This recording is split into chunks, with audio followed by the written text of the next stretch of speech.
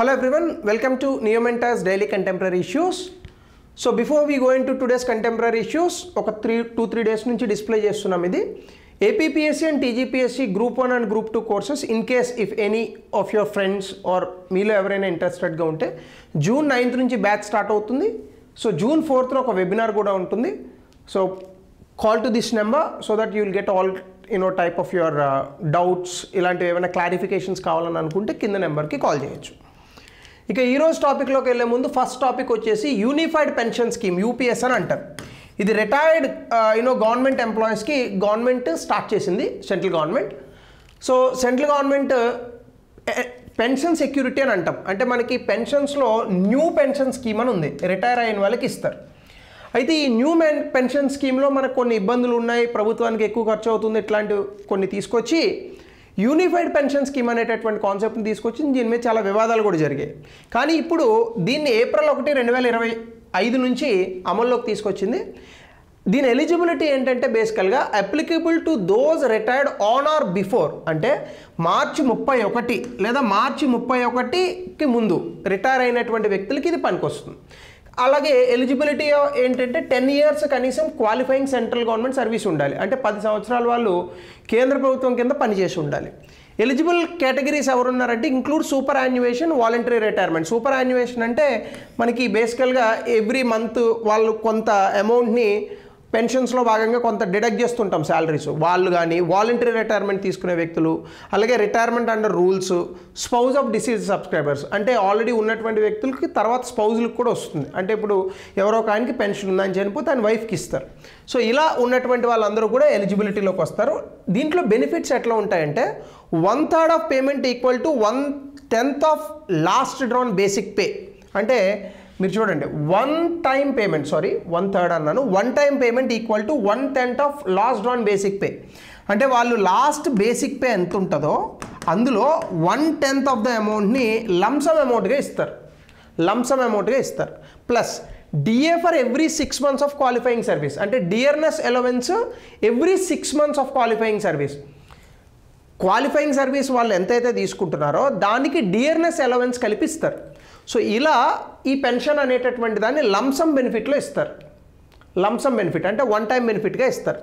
మళ్ళీ వీటితో పాటుగా మీరు కనుక చూస్తే మంత్లీ పెన్షన్ ఎట్లుంటుంది, 50% of the average basic pay at least for 12 months for those with 25 years experience. అంటే 25 సంవత్సరాల సర్వీస్లో ఉన్నటువంటి వ్యక్తులకి ఇందాక ఇచ్చినటువంటి లంసమ్ అమౌంట్ కాకుండా అదనంగా ఒక 50% వాళ్ళకి ఎంతైతే బేసిక్ పే తీసుకున్నారో అందులో 50% పెన్షన్కి వెళ్తుంది. అలాగే 25 years కన్నా తక్కువ ఉన్నటువంటి వాళ్ళకి ప్రోరేట్ బేసిస్ చేసి ఇస్తారు.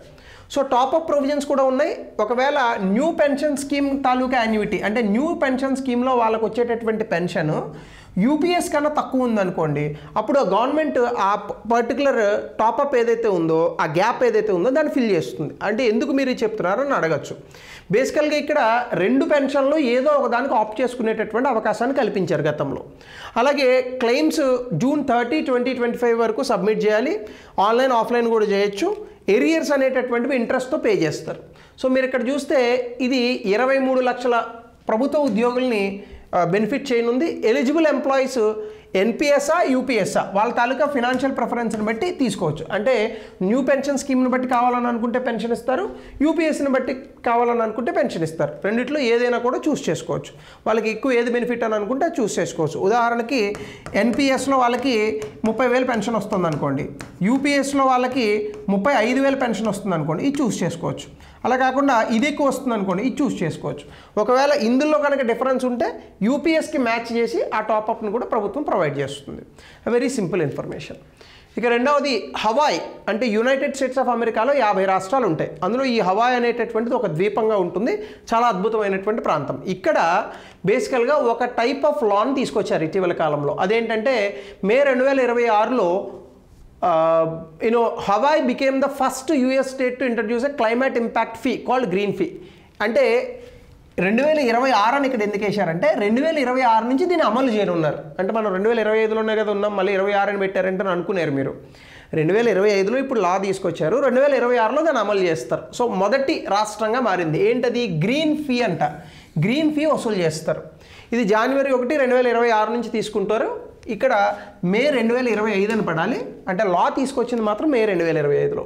సో ట్యాక్స్ ఏం చేస్తారంటే బేసికల్గా ట్రాన్సియంట్ అకామిడేషన్ ట్యాక్స్ అని చెప్పేసి 0.75% పెంచి ఇప్పుడు 11% చేశారు. అంటే ఎవరైనా పర్యాటకానికి వస్తారు కదా, షిప్పుల్లోని హోటల్స్లో తీసుకునే వాళ్ళు ఉంటారు రూమ్స్, వీళ్ళకే అదనంగా పన్నేస్తున్నారు.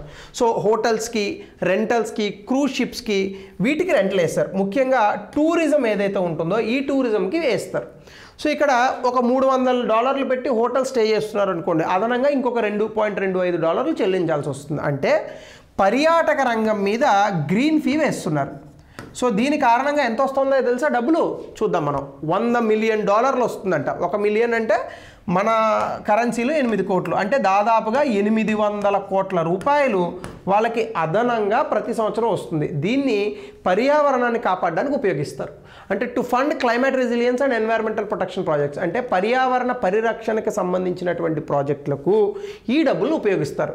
అంటే ఉదాహరణకి వాతావరణ మార్పులు తగ్గించడానికి, ఏదైనా ఇన్వేజివ్ స్పీసీస్ మనకి గుర్రపు డెక్క ఇట్లాంటివి ఉంటాయి, అట్లాంటి వాటిని కంట్రోల్ చేయడానికి, అలాగే జంతువులను కాపాడడానికి, బీచ్లను కాపాడడానికి వీటిని ఉపయోగిస్తారు.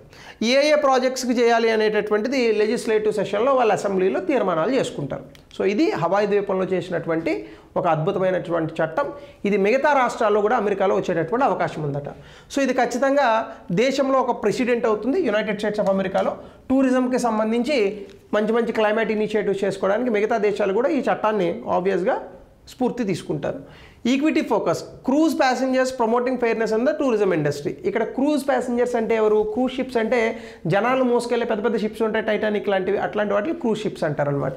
సో వాళ్ళను కూడా ఇందులో భాగస్వామ్యాలు చేస్తున్నారు. గతంలో వీళ్ళని ఎగ్జామ్ చేశారు. ఇక మూడవది సిల్గూరి కారిడార్. ఇటీవల కాలంలో న్యూస్లో వచ్చింది. భారతదేశంలో మనకి ఈశాన్య భారతదేశం అని ఒక ప్రాంతం ఉంది. అంటే భారతదేశాన్ని మనం సాధారణంగా విభజన చేస్తాం. ఉత్తర భారతదేశం, దక్షిణ భారతదేశం, western areas like Gujarat, eastern areas like ఈ ఈశాన్య భారతదేశం. ఈశాన్య భారతదేశంలో మనకి 7 రాష్ట్రాలు ఉన్నాయి. సో ఈ 7 రాష్ట్రాలను మనకి కలపడానికి మధ్యలో బంగ్లాదేశ్ అడ్డొస్తుంది, ఎందుకంటే బంగ్లాదేశ్ ఈ మధ్యలో ఉంటుంది కాబట్టి. అయితే ఇప్పుడు మనకి ఈ ఈశాన్య భారతదేశంతో ల్యాండ్కి కనెక్షన్ ఉన్నటువంటి ఒకే ఒకటి వెస్ట్ బెంగాల్, పశ్చిమ బెంగాల్. ఈ పశ్చిమ బెంగాల్ ఈస్టర్న్ స్టేట్స్, అంటే నార్త్ ఈస్టర్న్ స్టేట్స్, ఈశాన్య భారతదేశంలో ఉన్నటువంటి రాష్ట్రాలు. ఈ రెండింటిని కలిపేటటువంటి చిన్న ప్రాంతం ఉంది. దీన్ని చికెన్ నెక్ అని అంటారు, ఎందుకంటే కోడి మెడలా సన్నగా ఉంటుంది అది. దాన్ని చికెన్ నెక్ అని అంటారు. కానీ దాని ఒరిజినల్ పేరు సిల్గూరి కారిడార్. ఏంటది? సిల్గూరి కారిడార్. ఒక 22 కిలోమీటర్ల విడ్త్ ఉంటుంది అది. ఇప్పుడు ఇది న్యూస్లో వచ్చింది. ఎందుకు వచ్చింది అనేది నేను చెప్పే ముందు సిల్గూరి కారిడార్ గురించి చూద్దాం. దీన్ని చికెన్ నెక్ అని అంటాం. Narrow land strip. ఇది 20 నుంచి 22 కిలోమీటర్ల విస్తీర్ణం ఉంటుంది. ఇది ఇండియాని నార్త్ ఈస్టర్న్ స్టేట్స్ ఏవైతే ఉన్నాయో వాటితో కనెక్ట్ చేస్తుంది. దీనికి బోర్డర్గా నేపాల్, భూటాన్, బంగ్లాదేశ్ 3 దేశాలు ఉన్నాయి. కాబట్టి జియోపొలిటికల్గా ఇది చాలా సెన్సిటివ్ ఏరియా. ఇది 2,62,230 స్క్వేర్ కిలోమీటర్ల టెరిటరీ. అంటే లైఫ్ లైన్ ఫర్ అబౌట్ మొత్తం నార్త్ ఈస్ట్ ఇండియాలో ఉన్నటువంటి టెరిటరీకి దాదాపుగా 4 కోట్ల మంది నార్త్ ఈస్ట్లో నివసించేటటువంటి మనుషులకి ఇది మెయిన్ లైన్ అనమాట, ట్రాన్స్పోర్టేషన్కి అన్నిటికీ కూడా. ఈ కారిడార్ 95% ఎక్స్పోర్ట్స్, అంటే నార్త్ ఈస్టర్న్ స్టేట్స్ నుంచి వచ్చేటటువంటి 95% ఎక్స్పోర్ట్స్ని, ముఖ్యంగా అస్సాం, మణిపూర్ నుంచి వచ్చే ఎక్స్పోర్ట్స్ని ఇదే మొత్తంగా హ్యాండిల్ చేస్తూ ఉంటుంది. అయితే ఇది చైనాకి దగ్గరగా, చైనాలో ఉన్నటువంటి ఒక ప్రాంతం ఉంది చుంబీ వ్యాలీ అని. ఈ చుంబీ వ్యాలీకి దగ్గరగా ఉంది. 2017లో మనకి చైనాకి ఆల్మోస్ట్ సరిహద్దుల్లో చిన్న చిన్న గొడవలు ఉన్నాయి. 2017లో డోక్లామ్ అని ఒక ప్రాంతంలో చైనా వాళ్ళు మన వాళ్ళు కొట్టుకున్నారు, దెబ్బలాడుకున్నారు.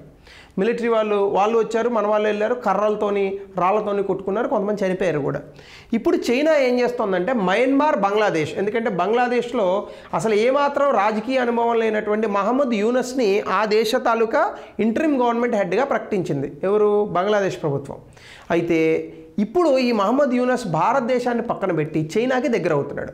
రేపొద్దున ఈ బంగ్లాదేశ్లో కొన్ని ఉన్నాయి ఎయిర్ స్ట్రిప్స్ లాంటివి, వీటిల్ని పునరుద్ధరిస్తోంది చైనా. కాబట్టి బంగ్లాదేశ్ అండ్ మయన్మార్ వీళ్ళిద్దరూ కూడా చైనాకి దగ్గర అవుతున్నారు.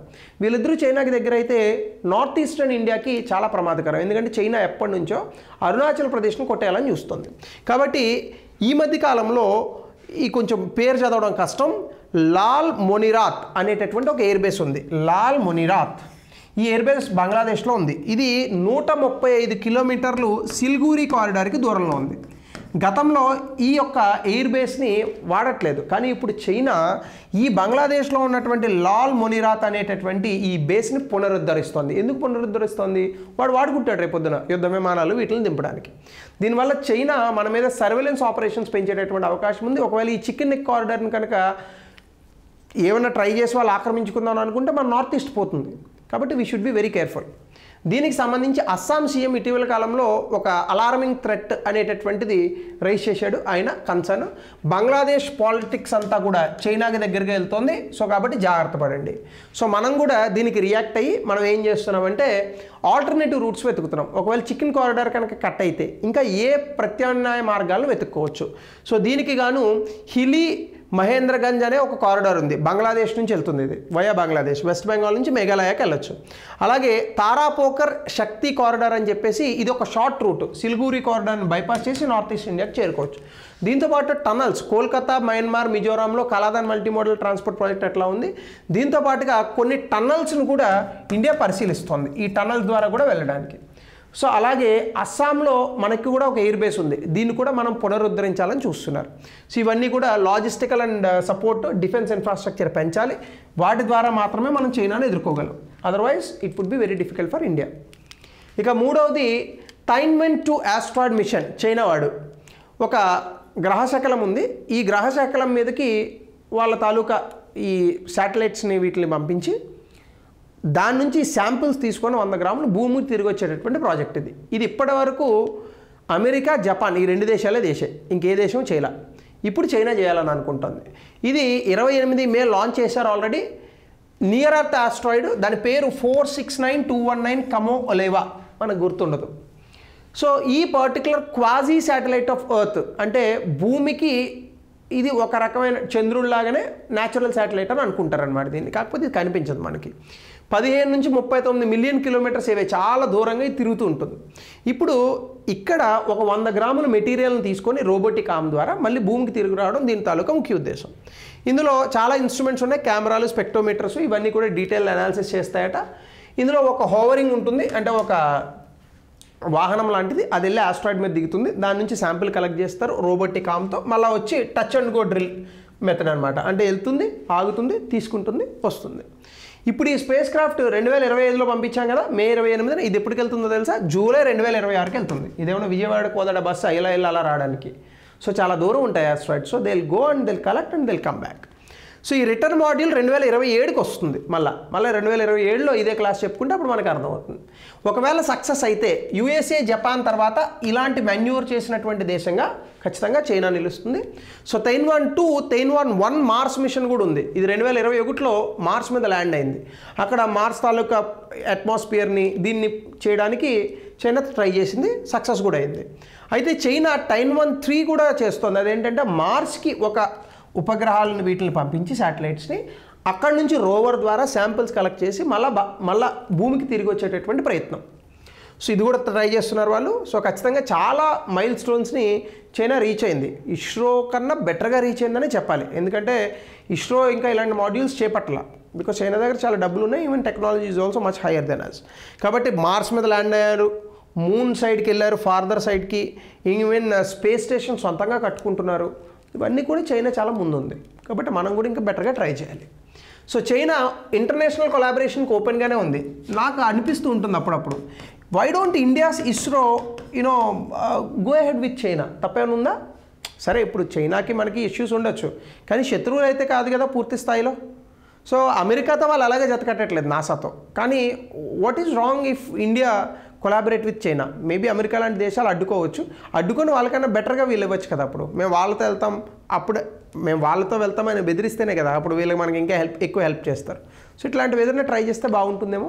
Let's explore. అలాగే ఇక 5th టాపిక్ వచ్చేసి ఆపరేషన్ షీల్డ్. మీ అందరికీ తెలిసి ఇటీవల కాలంలో పహల్గామ్ అటాక్ జరిగింది. A brutal terrorist attack on Indian soil and people were killed, 26 people. ఇలాంటి ఇన్సిడెంట్స్ జరిగితే మనం ఎటువంటి చర్యలు, జాగ్రత్తలు తీసుకోవాలనే దానిపైన మాక్ డ్రిల్ చేస్తుంది ministry of home affairs. So Pahalgam attack తర్వాత ఇట్లాంటివి కొన్ని డ్రిల్స్ని పెంచారు. ముఖ్యంగా సివిల్ డిఫెన్స్ రెస్పాన్స్ అంటే ఎలా ప్రజలు రియాక్ట్ అవ్వాలనే దానిపైన డ్రిల్స్ చేస్తారు. ఇక్కడ drone strikes and hostile strikes అంటే టెర్రరిస్ట్ అటాక్లు కానీ డ్రోన్ స్ట్రైక్స్ కానీ జరిగినప్పుడు మనం ఎట్లా వీటిల్ని తప్పించుకోవాలనేటటువంటిది. ముఖ్యంగా జమ్మూ అండ్ కాశ్మీర్లో చేశారు డ్రిల్స్, పంజాబ్, రాజస్థాన్, గుజరాత్, హర్యానా, చండీగఢ్ ఈ ప్రాంతాల్లో చేశారు. అట్లానే ఇక్కడ ఏం చేస్తారంటే central control air ride sirens, ముఖ్యంగా సైరన్లు మోగుతాయి. కొన్ని ప్రోటోకాల్స్ ఉంటాయి సివిలియన్ ఏరియాస్లో. సో ఫ్యామిలీస్ని మాస్ ఎవాక్యుయేట్ చేసి దగ్గరలో ఉన్నటువంటి ప్రాంతాలకి మిలిటరీ ఎవాక్యుయేట్ చేస్తుంది. ఈ డ్రిల్స్ అన్నింటిలోని కూడా పాల్గొనాలి అక్కడ ఉన్నటువంటి జనం. సో ఎమర్జెన్సీ ప్రోటోకాల్స్ ఉంటాయి. ఈవెన్ మెడికల్ టీమ్ని డిప్లాయ్ చేస్తారు. అలాగే బ్లడ్ యూనిట్స్ని ట్రాన్స్పోర్ట్ చేస్తారు. సప్లై యూనిట్స్, ఎమర్జెన్సీ సప్లై యూనిట్స్ని ట్రాన్స్పోర్ట్ చేస్తారు. ప్రజలు వీటన్నిటికీ అలవాటు పడితే నెక్స్ట్ టైం ఇట్లాంటి అటాక్స్ వాళ్ళు ఏమైనా ప్లాన్ చేసినా మనం మన తాలూకా జనాభాని కాపాడుకోవచ్చు.